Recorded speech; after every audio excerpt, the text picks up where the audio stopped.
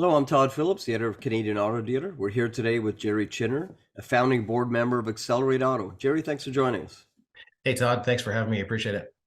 Now, Jerry, before we get into this new research that Accelerate Auto has commissioned, let's talk a little bit about the background of Accelerate Auto. Why did it get founded, and what's it been up to over the past couple of years? We were officially launched. We officially got our not-for-profit status in February of 2021. There's a bunch of Black professionals that work in the automotive industry. But what we want to do is wanted to increase Black representation within the automotive industry at all levels, majority of that being at the management level. And one of those things that we want to do is one of those pillars is expose the educational system, elementary, high schools, colleges, universities, to the automotive industry. I really don't think we've done a really good job of exposing those people, those areas. A lot of times you talk to people in the schools, and the first thing that comes up about the automotive industry is that I'm either fixing cars or I'm selling cars. And as we all know, the automotive industry is far better. And the amount of research out there was pretty low. Okay, and so that leads us into the next question about, why the need for this research. I know the group was meeting with various partners, the heads of OEMs, associations, vehicle manufacturers, that sort of thing. And the question came up from many of the partners was, what is some of the data to support sort of the idea that there's a different experience for the Black talent in the industry or Black consumers? So tell us about the need for the research. Yeah, exactly right there, Todd. Is the data? There wasn't a lot of data out there. There actually wasn't any type of data when it comes down to experience from different people or different cultures. It was non-existent. So we took it upon ourselves and said, look, we can't make any impact or any change or make any recommendations or work with our partners on any changes unless we know exactly what the data is telling us. So we commissioned a research study with RK Industries, Insights, to go about and take a look at some of this and to get some data so we can actually start acting on some of these things. And again, you mentioned it's sort of third-party research that Accelerate Auto is commissioned. So let's start with take us through some of the final. What are some of the key highlights? Particularly, you mentioned the car buying experience, because that's where a lot of people's first exposure to the industry would be. Not a lot of people necessarily are visiting car factories or plants or the supplier community, but they definitely that front end of the wedge. That was sort of part of the survey. So what did the survey find in terms of what it's like for Black consumers dealing with the retail side of the business? Yeah, so just to give you some insights, I mean, we went out, we surveyed with our partner, we surveyed just over 1,100 people. We wanted to over-index on the Black consumer side of it, so we did over-index on those things. And let me tell you, I can't tell you there's some great positives. Everyone's super excited about buying a car. I get super excited about buying a car. I love cars. I love the industry. I love everything about them.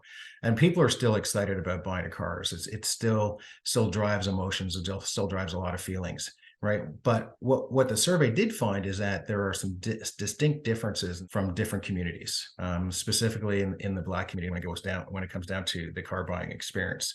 And Todd, on the experience side of it, 76% of Black Canadians surveyed reported having a negative experience, in comparison to 64% of white respondents.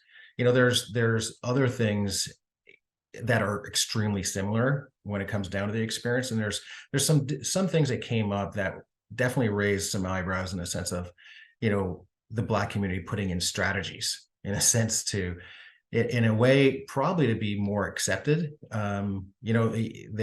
People dress differently, they dress for success type thing. They do more research just because they want to bring the impression across that they know what they're talking about. One of the other experiences that there's 22% of the time that people thought they were headed down to or thought the dealership assumed that it had a bad credit score, right? Or they assumed that they couldn't afford the car that they were looking at and try to move them into a different type of car or a cheaper car. And what we're trying to say here, and I think what the community is trying to say, is that perceiving when I walk into the dealership that those things are evident within, for me, it's bias. And I think from dealerships and from OEMs, we really need to start looking at that type of experience and trying to eliminate those biases. It's not good for business, right? The community is very loyal, and they're probably more apt to they are more apt to write positive reviews, but they're also more apt to stay with a brand. They're also more apt to leave a brand as well, right? For negative experiences.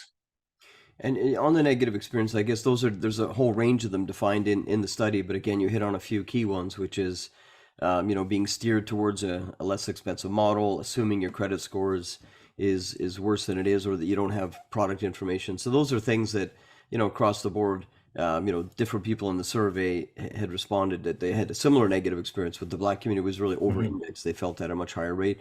Jared, what about yourself? Have you had any experiences at a dealership that were less than pleasant in that sense, and what was your reaction to that? Unfortunately, I have, and I can't tell you I'm not buying that brand. I probably wouldn't go. I definitely wouldn't go into that dealership again. And it would take a lot for me to actually look at that brand, because the experience it was that bad. It wasn't the best. It didn't leave a good impression, especially for that brand, in my mind. I just moved on, right? Um, but I don't think I'm alone on that. I think people make decisions as well based on their experience, and brand recognition and dealership recognition takes a pretty big impact when experience is low. Well, obviously Canadian Auto Dealer, we're decidedly pro dealer. It's our Yeah. magazine and our media is for dealers. So I know they do want to hear this information because some of it is their business owners, and they don't want any consumer walking into the retail experience and being, have bias assumed against them that's driving people out and having them not come back. Your experience and others. So some of that sort of unconscious bias that the survey or deliberate bias, whatever how you want to look at that, is really hampering their business opportunities because people are leaving the dealership and are going to go elsewhere where they have a pleasant experience. So that's definitely some findings that I think the industry, both from the dealership perspective and OEM perspective, would want to look at to make sure that they're treating people equally when they walk through the doors. Yeah. Not have assumptions about their finances, credit, or interest, and for sure. Yeah, Now, what is absolutely, Sean. I think, or Todd, I think it's good business practices, right? To assume someone is in a specific bracket when they walk into any type of retail establishment or dealership, I think you're making a big mistake, right? I think you're making a big mistake across the board. You're potentially costing your dealership business. You're definitely could potentially impact the brand recognition of that dealership and the owner's name. But I think opening up and building that better experience. I mean, we work so hard in a sense to build experience. We talk about this experience where, the whole digital experience and how it comes in. Look, the digital experience is unbiased, right? The digital experience doesn't see anything but data.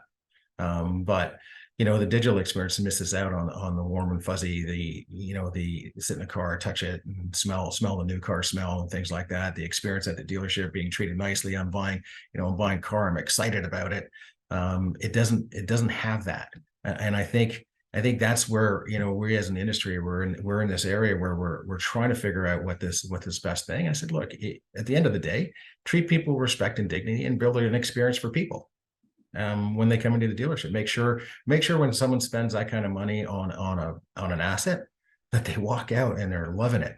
They're happy, they're smiling, they can't wait to get in their car. They love the experience. And you do this follow-up survey. They talk highly about your dealership. They tell all their friends, right? They had a great experience there, and then that's it. That's their car.